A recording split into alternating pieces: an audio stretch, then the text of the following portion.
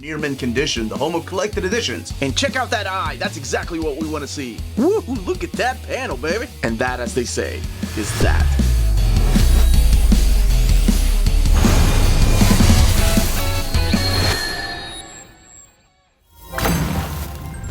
I hope you all like big trucks running over big demonic hordes. I am the Uncanny Omar, and today on Near Mint Condition, the home of collected editions, I'm going to give you an advanced look at Post Malone's Big Rig hardcover, Volume 1 from Vault Comics. So let's take a look at this together.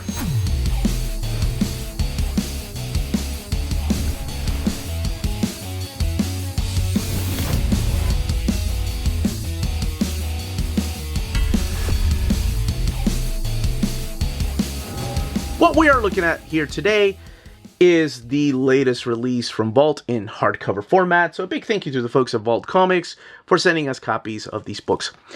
This is the standard edition of Post Malone's Big Rig hardcover, and this over here is the foil Peach Momoko version.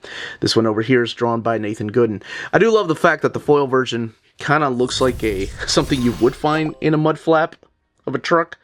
It's pretty cool, but the entire thing, by the way, here, let's actually compare them, is foil. So you have Big Rig right here. It's even written a little bit different here for the foil version. So you have Post Malone's Big Rig, you have Post, Wassel, Gooden, and Heimer, and Campbell, and the Vault logo down there, and Vault down there at the bottom. And over here's Post Malone's Big Rig, covered by Peach Momoko, Vault Comics, and then this is the standard edition. The standard edition retailing for $50. The limited edition foil variant is $65. But inside of the book, they are the exact same content. Now, let's do a quick little size comparison. So it is taller and longer than a trade paperback, for example, like so. So let's compare it to an omnibus that we have back here from Marvel Comics. As a matter of fact, it looks just... Here, let's do this. Let's bring it over here so you can see, since both of these are the same height, that they are just a little bit taller than a Marvel omnibus. I guess a DC omnibus too, since they're practically the same dimensions. And let's see here. Not quite as long, but they are just as tall, if not actually just a little bit taller. Now, both of these came sealed in plastic, and since both of them have the exact same content, let's go ahead and just shift the focus to this right here. So no dust jacket, it's just art on board, and you probably noticed the spine is, well, here we go, flat. But I'll do a look inside and look at the build here in a little bit. But yeah, let's go ahead and open it up and take a look at this art and talk about the story in here and see if there's any extras. Let's go ahead and get this open. You have your black end sheets here, and your title page, Post Malone's Big Rig, with these tire tracks right here. And the Big Rig logo really looks like something you would find in the front of a rig, like here. Creator and co-writer Post Malone, co-written by Adrian Wassel, artist Nathan Gooden, colorist Dershing Helmer, and lettering by Jim Campbell. The Dark Ages, demon hordes plague Europe as hell invades Earth.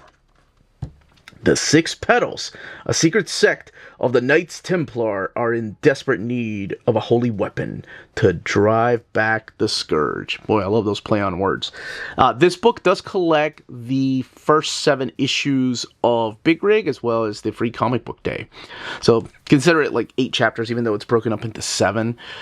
And the book has a total of 192 pages and retails for $50. And then the limited edition foil is $65. Now, the premise of this is very simple, as you just read at the very beginning. There is a prayer that is going out by these townspeople in Europe because demonic hordes are coming over zombies and like just killing everybody and taking over everybody's mind. Is what's happening through here. And their children are being possessed and no one is safe. and a bunch of priests, and then you'll see a secret sect of them start praying and doing different things like sacrifices because they need a weapon. Now, there is a man here. This isn't the usual blacksmith of this town. They're actually looking for another blacksmith. They keep asking for Quentin, but Quentin isn't here. They meet this guy right here with markings on his face, and those markings are explained a little bit later. And this family is attacked by this demon right here. The demon recognizes this guy who is a man of the cloth and calls him Johnny. So this is Johnny, who is now the blacksmith of this town, trying to live a simpler life. And the prayers are answered. And what comes out of the sky?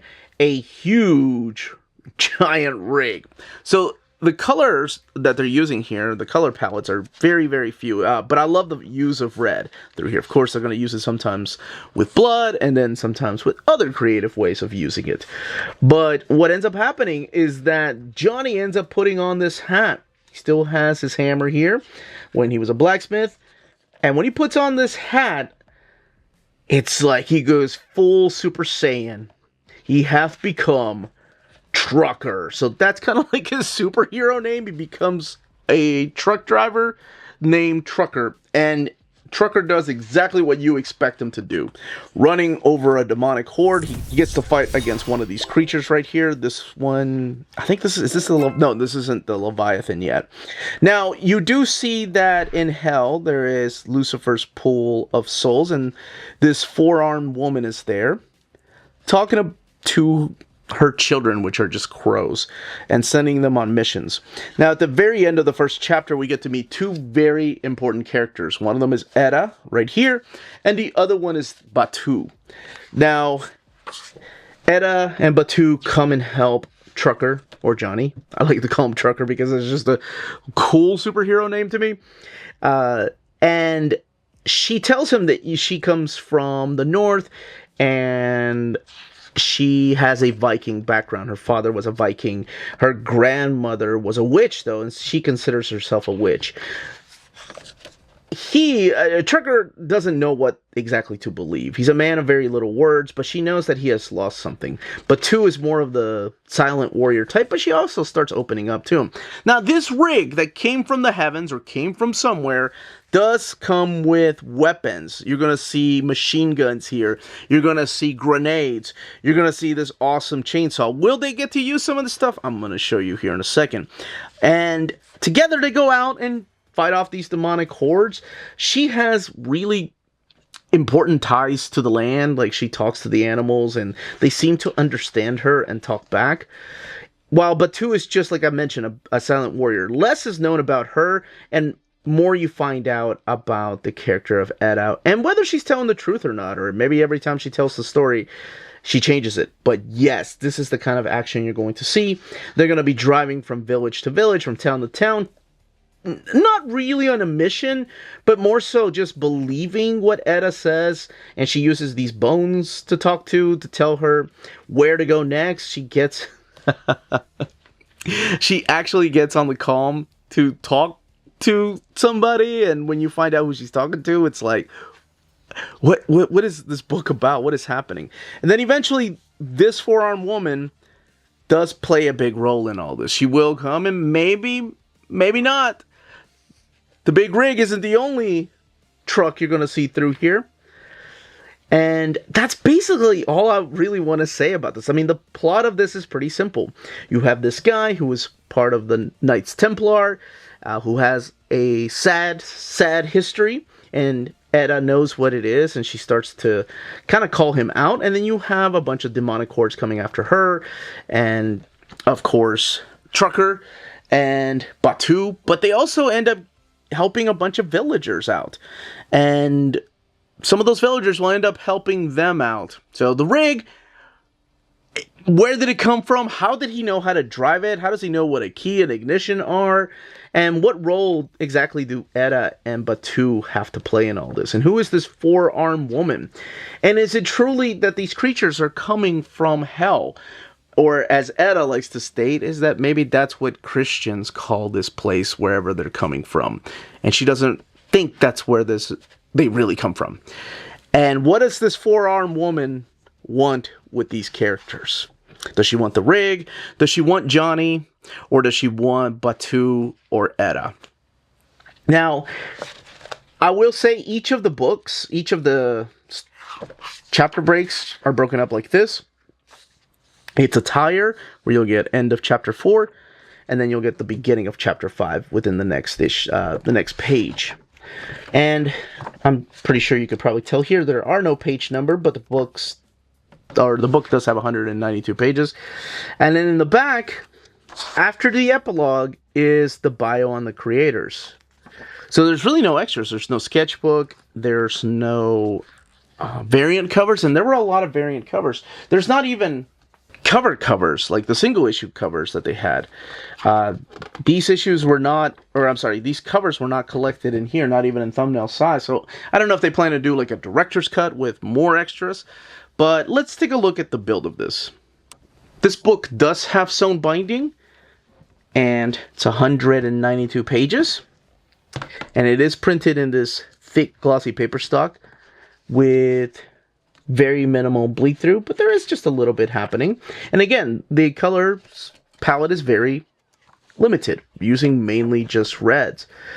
When I got to interview both Adrian and Nathan, there is talk perhaps of maybe when it's all said and done of releasing this in this original version, and also maybe perhaps a color version, which would be pretty cool to see, you know, what these characters look like truly.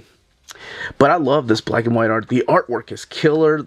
The panels are easy to follow. So, yeah, it's that kind of story where this machine is there and it doesn't belong there, but neither do these demons. And that, as they say, is that. If you're interested in purchasing either one of these covers, don't forget to check out our sponsors. If you're in Europe and you're interested in buying these books, definitely check out Walt's Comic Shop in Berlin, Germany. They have the cheapest pre-order prices, flat shipping rate of €12 for all EU countries, emails answered within 24 hours, waltscomicshop.com, and you can use the code nearmintcondition at checkout and get free shipping for all EU countries with your first order over €40. That's Walt's Comic Shop, your reliable source for omnis and premium collected editions in Europe. Ding! cheapgraphicnovels.com, your online home for graphic novels and collected editions up to 50% off cover price. They have excellent shipping and prompt and helpful service. Check out their bargain deals for up to 90% off cover price. And don't forget that CGN also takes pre-orders. That way you don't miss out on the hottest releases. And they are currently running a special promotion for you Minties. If you're a first-time customer, after receiving your order confirmation email, reply back to that email and let them know Near Mint Condition sent you their way. They will then apply a free shipping promotional credit to your next order in the US. Cheap Graphic Novels, your source for the hottest books with the kind of deep discount, quality shipping, and customer service that will keep you coming back for more. And that was the content, the page count, and build of this hardcover. In the comments down below, let me know if you are picking this up, if you have been picking them up in single issues, and of course if you want the stories to continue. If you want to know what Trucker is up to and what happens next. But that is it, everybody. Stay healthy and safe out there. Much love.